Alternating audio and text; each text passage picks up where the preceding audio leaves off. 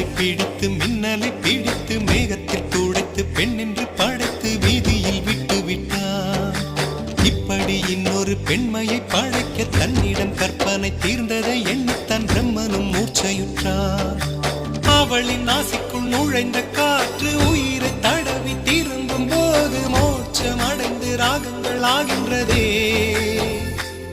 ஓஹோ, மழையின் துளிகள் அவளை நனைத்து மார்பு கடந்து இறங்கும் பொழுது முக்தி அடைந்து முத்துக்கள் ஆகின்றதே. மின்னலை பிடித்து மின்னலை பிடித்து மேகத்தில் துடைத்து பெண் என்று படைத்து வீதியில் விட்டு